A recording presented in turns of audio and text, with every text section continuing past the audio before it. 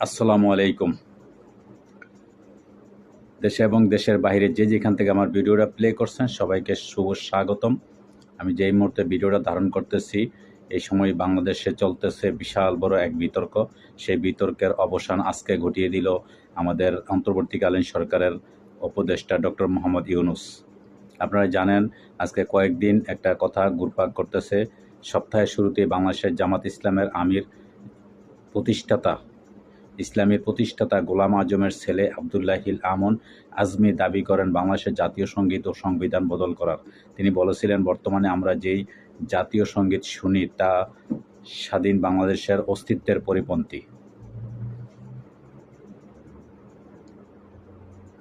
বাংলাদেশে হাসিনা সরকারের পতনের পরই একাধিক পরিবর্তন এসেছে। নোবেলজয়ী অর্থনীতিবিদ মোহাম্মদ ইউনূসের নেতৃত্বে অন্তর্বর্তী সরকার যেমন বিতর্ক সরকারি প্রতিষ্ঠানের কর্তাদের সরিয়ে দিয়েছেন, তেমনি আবার বহু উগ্রপন্থীদেরও মুক্তি দিয়েছে। এরই মধ্যে বাংলাদেশের অন্দরেই মাথাচাড়া দিয়ে উঠেছে ইসলামী কট্টরপন্থীরা।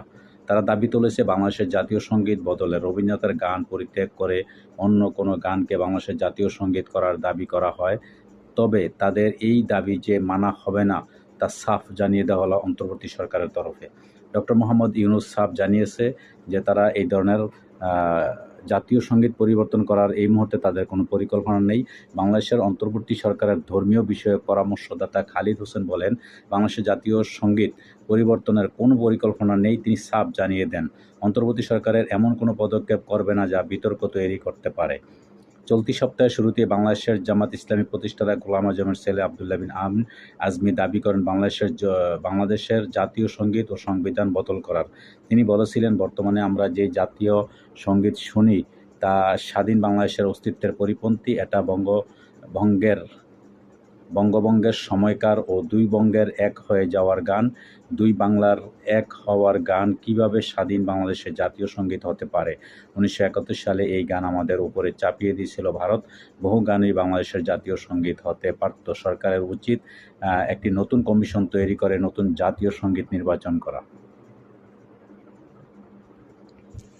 বাংলাদেশের নতুন সরকারের অভ্যুত্থানের পর মন্দিরে হামলার ঘটনাকে অন্তত ঘৃণা অপরাধে বলে উল্লেখ করে ধর্মীয় বিষয়ক পরামর্শদাতা খালিদ হোসেন বলেন, যারা ধর্মীয় স্থানে হামলা করে তারা মানবতার শত্রু, এরা অপরাধী, আইনানুগ পদ্ধতিতে তাদের শাস্তি দেওয়া হবে। দর্শক, বলে রাখা ভালো, আপনারা জানেন যে মাজারে পর্যন্ত গতকালকে সিলেটে হামলা হয়েছে। এগুলো কিন্তু সরকার কখনোই সাপোর্ট করে না। যেই ধর্ম হোক, বাংলাদেশ বিভিন্ন ধর্মের বসবাস, সবার এখানে অধিকার আছে যার, কারণ সবাই বাংলাদেশের নাগরিক। কিন্তু কিছু কাজ চলতেছে বা হইতেছে, এগুলো কিন্তু সরকারকে বিতর্ক করার জন্য। তো সরকার এই অবস্থানকে মোটামুটি যেইগুলা জরুরি, যেগুলা বর্তমানে রাষ্ট্র সংস্কারের জন্য যেগুলো উপযুক্ত, সরকার ঠিকই করবে। আর যেগুলা দরকার নাই, যেগুলা সরকারের বিতর্ক সৃষ্টি করবে, এমন কিছু করবে না। এখানে হাত দেওয়ার মতন সরকার কোনো মন মানসিকতা নেই। তো দর্শক, আজকে এই পর্যন্তই। ভালো থাকবেন। পরবর্তীতে আসবো কোনো এক ভিডিও নিয়ে। সে পর্যন্ত সাথে থাকবেন। আল্লাহ হাফেজ।